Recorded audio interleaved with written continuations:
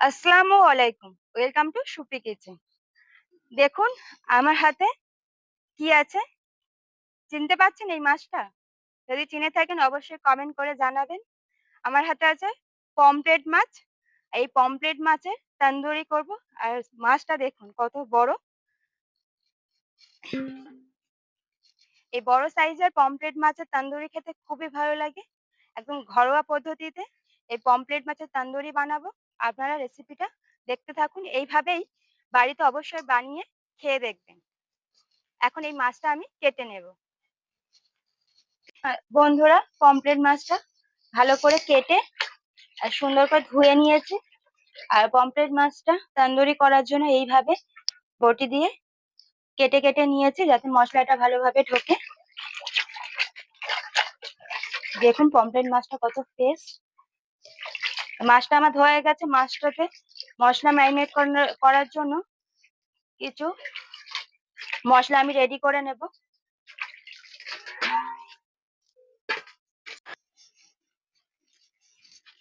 Pomfret মাছটা marinate করার জন্য গাছ থেকে লেবু তুলে নেব।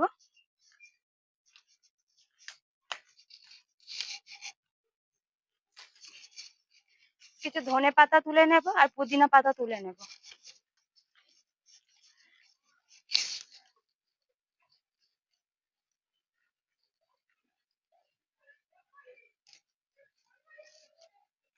এই গাছের গোড়াতেই আমাদের এটা গোলাপ গাছ। গোলাপ গাছের গোড়ায় গোড়ায় ধনে পাতা দেওয়া হয়েছে। এই ধনে পাতায় কিছুটা তুলে নেব।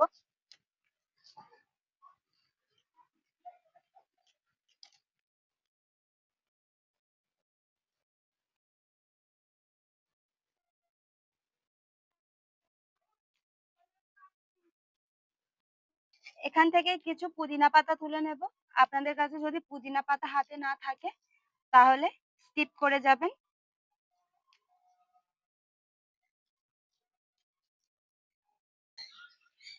মাছটা কেটে স্নান করে নিয়েছি। নিয়ে মশলা সমস্ত কিছু রেডি করে বসে পড়েছি। এবার তন্দুরি মশলাটা রেডি করে নেব। নিয়ে নিচ্ছি সর্ষের তেল।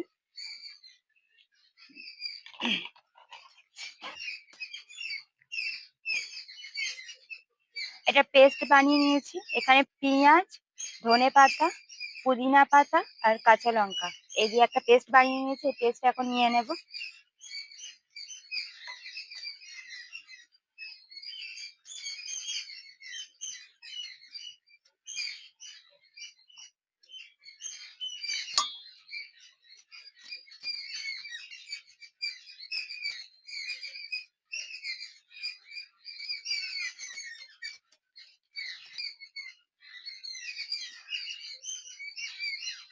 একটা লেবু কেটে নিয়েছি। এই লেবুর রসটা এখন দিয়ে দেব।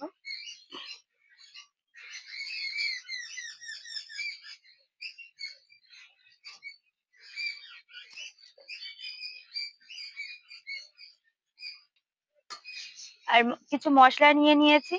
লবণ, লঙ্কার গুঁড়ো, হলুদ গুঁড়ো, কাশ্মীরি লঙ্কার গুঁড়ো, এখানে ভাজা জিরে, ধনে আর গোলমরিচ একসাথে, আর একটা শুকনো লঙ্কা দিয়ে গুঁড়ো করে নিয়েছি। সেখান থেকে 1 চামচ নিয়ে নিয়েছি। আর আছে গোটা গরম মশলার গুঁড়ো। সবগুলো উপকরণ একসাথে দিয়ে দেব। এবার ভালো করে হাত দিয়ে মাখিয়ে নেব মশলাটা।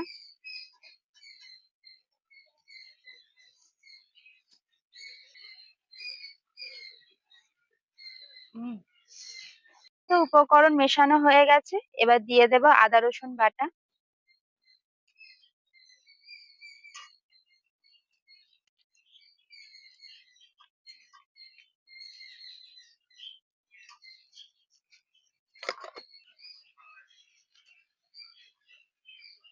তন্দুরি মশলাটা একেবারে রেডি হয়ে গেছে। এবার মাছের গায়ে মশলাটা মাখিয়ে নেব। এইভাবেই মশলাটা ভালো করে যে কেটে নিয়েছিলাম কাটার মাঝে মাঝে ঢুকিয়ে দেব।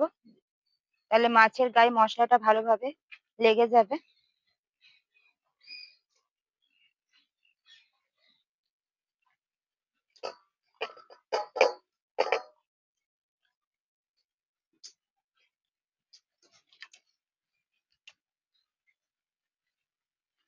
মাছটা একেবারে মশলার সাথে ডুবিয়ে দেব।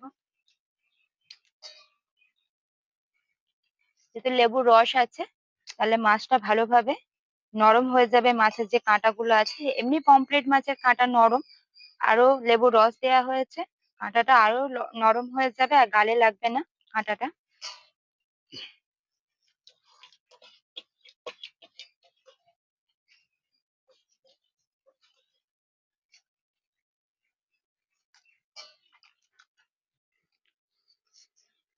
সুন্দর করে মাছের গায়ে মশলাটা মাখিয়ে নিয়েছি।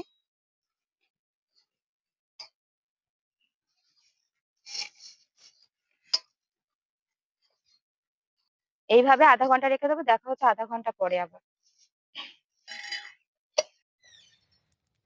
পমফ্রেট মাছের তান্দুরিটা করার জন্য উনুনটা ধরিয়ে নিয়েছি, আগুন করে নেব। এরকম গনগনে আগুন দরকার।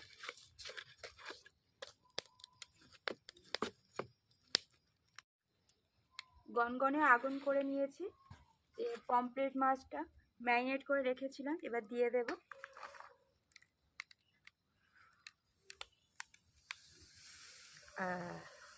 পুরো উনানের মাপে। যে এক্সট্রা গ্রেভি আছে উপর থেকে দিয়ে দেব।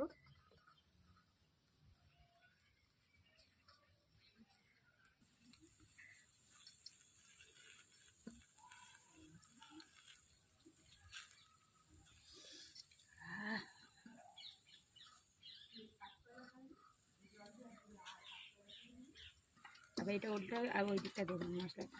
একটা সাইড পুড়িয়ে নিয়েছি, নিয়ে উল্টে দিয়েছি। যে গ্রেভিটা আছে ফের আবার এই সাইডে লাগিয়ে নিচ্ছি। এইভাবেই আস্তে আস্তে এপিট ওপিট করে গ্রেভিটা দিয়ে পুরো মাছটাকে পুড়িয়ে নেব ভালো করে। এবার উপর থেকে তেল ব্রাশ করে দেব।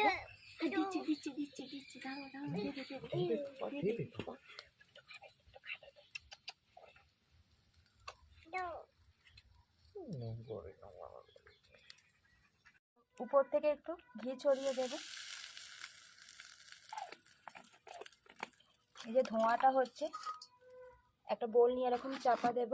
স্মোকি ফ্লেভারটা পুরো মাছটার মধ্যে চলে আসবে। এই ঢাকনা দিয়েই 2-1 মিনিট রেখে দেব।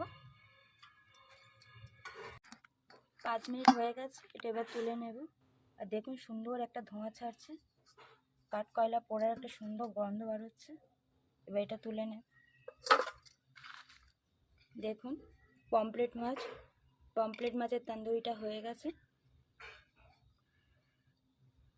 কেমন হয়েছে অবশ্যই কমেন্ট করে জানাবেন। আমার পমফ্রেট মাছের তন্দুরিটা হয়ে গেছে, দেখুন দেখতে কত সুন্দর হয়েছে।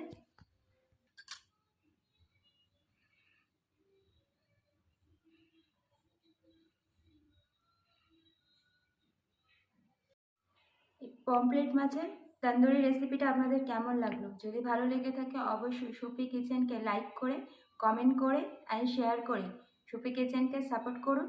আর আমার এই ভিডিওগুলো আপনাদের কেমন লাগছে যদি ভালো লেগে থাকে সুফি কিচেনকে বেশি বেশি করে শেয়ার করুন বন্ধুদের সাথে। এখানে আমার ভিডিওটা শেষ করছি। টাটা, সবাই ভালো থাকবেন, সুস্থ থাকবেন। দেখা হবে নেক্সট কোনো ভিডিও নিয়ে।